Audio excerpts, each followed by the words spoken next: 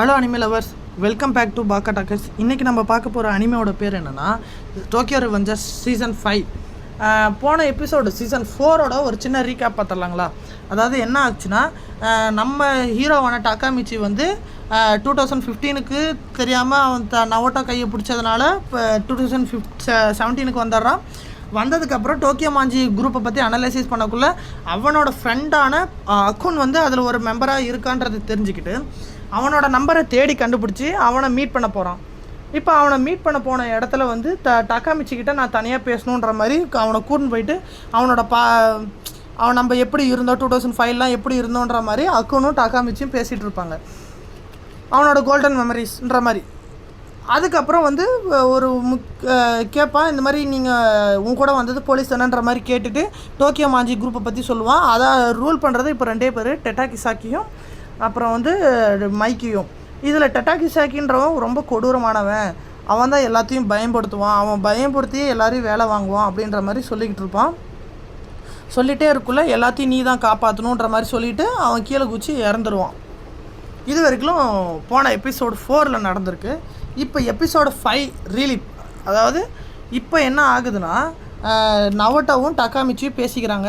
என்னதுன்னா, நான் வந்து எப்படி டிராகன் இறந்தார், அதாவது போன எபிசோடில் பார்த்தீங்கன்னா டிராகன் வந்து இறந்ததுனால தான் மைக்கி வந்து இந்த மாதிரி மாறி இருக்கான்ற ஒரு தாட் வந்து நம்ம டாக்காமிச்சிக்கு வந்திருக்கு.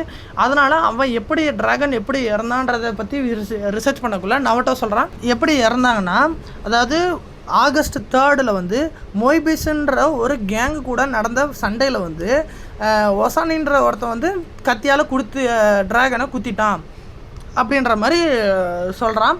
சரி, ஓகே, இப்போ இந்த மாதிரி டிராகன் இறந்துடாமல் இருந்திருந்தால் நம்ம வந்து மைக்கி இந்த மாதிரி மாறிக்கான், டோமனும் இப்படி மாறி இருக்காதுன்ற ஒரு முடிவு எடுத்துகிட்டு 2 பேரும் பாஸ்ட்டுக்கு போகணும் அப்படின்ற இதில் திருப்பி பாஸ்ட்டுக்கு வரான். இப்போ பாஸ்ட்டுக்கு வந்ததும் திடீர்னு அவனுக்கு கண்ணை முழிச்சு பார்க்குறான். பாஸ்ட்டுக்கு வந்ததும் அவன் ஏதோ ஒரு பொண்ணு கூட ரூமில் இருக்கான்.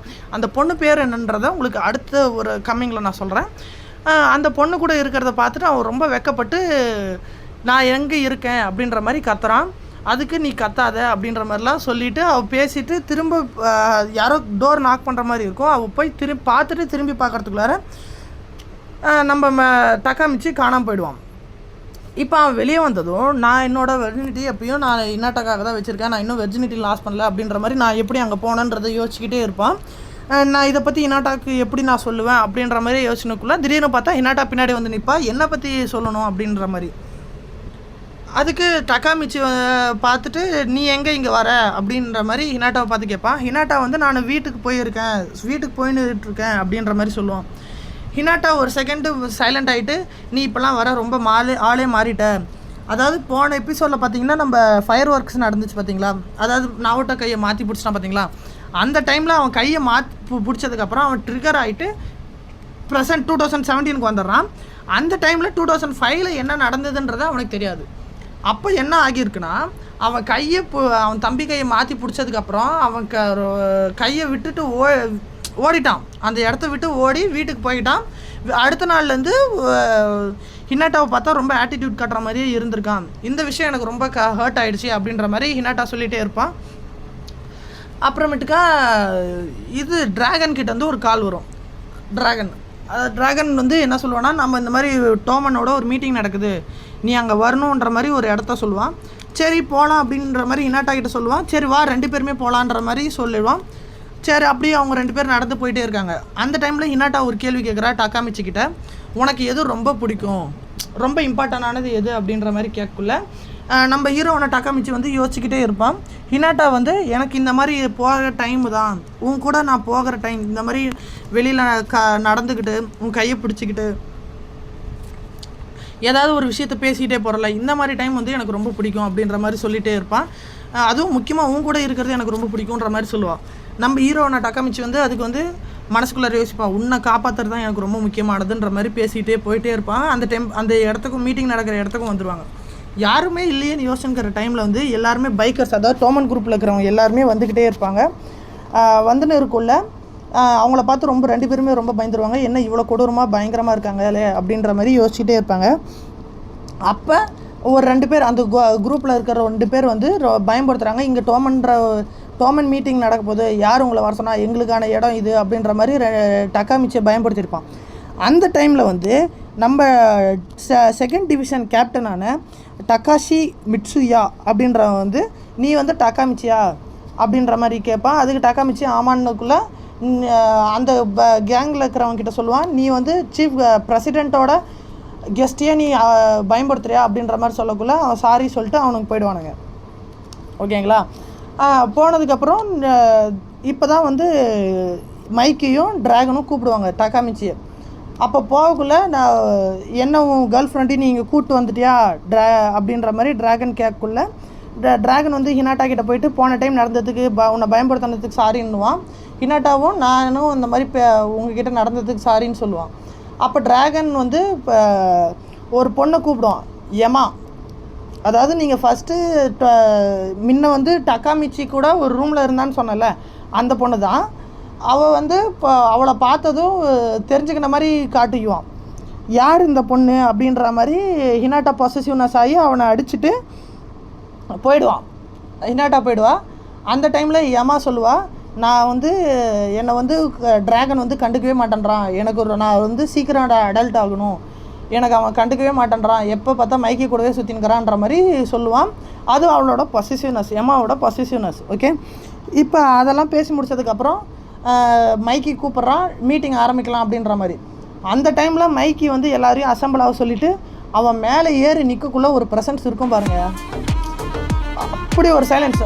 எல்லோரும் அப்படியே அமைதியாகிடுவாங்க.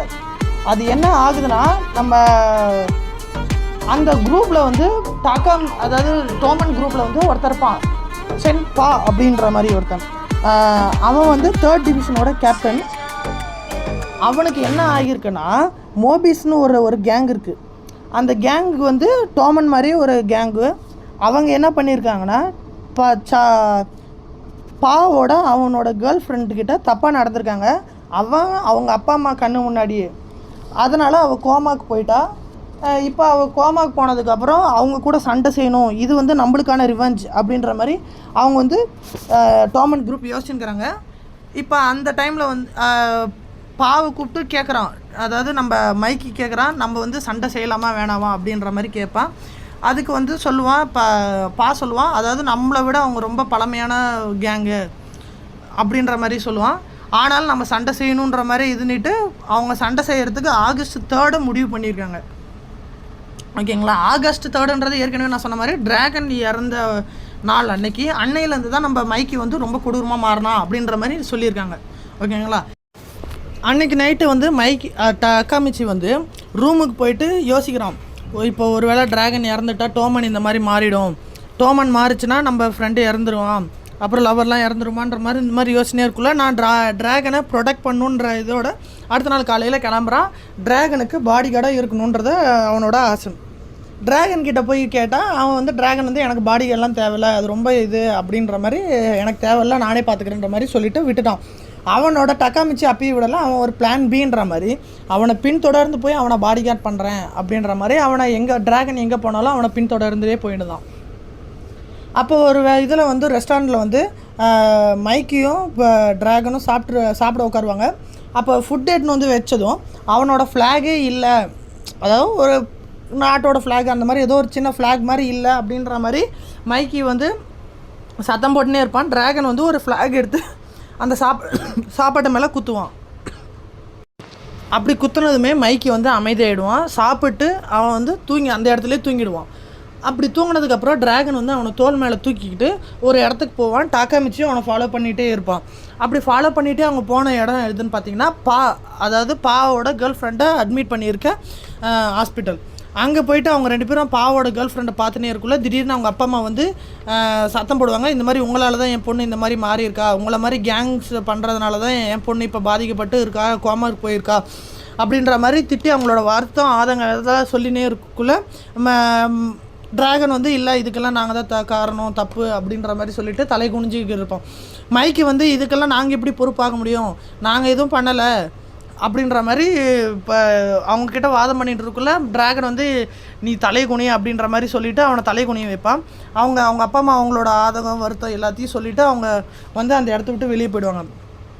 அப்போ வந்து டிராகன் என்ன சொல்லுவான்னா, அது அவங்களோட ஆதங்கம், அவங்க ஆதங்கத்தை நம்ம சொல்லிட்டாங்க, அவங்கள நம்ம ஃபேமிலியாக ட்ரீட் பண்ணோம், இதுக்கான பெஸ்ட்டு ரிவெஞ்ச் நாம் தான் கொடுக்கணுன்ற மாதிரி சொல்லிட்டு அவன் வந்து கைண்ட் ஹார்ட்டாக பொலைட்டாக பேசிகிட்டு இருப்பான். அப்படி பேசிகிட்டே இருக்குள்ள பின்னாடி டாக்காமிச்சி வந்து யோசிக்கிறான், இப்போ டிராகன் தான் ரொம்ப கைண்ட் ஹார்ட்டட் பர்சன், அவன் இல்லைனா தான் அந்த மாதிரி ஆகியிருக்கான் அப்படின்ற மாதிரி யோசிக்கிட்டே இருப்பான். எப்படியாவது அந்த ஆகஸ்ட் 3 நடக்கிற ஃபைட்டில் டிராகனை காப்பாற்றணுன்றது தான் அவனோட ஒரே எய்ம். இதோட இந்த எபிசோடு முடியுது.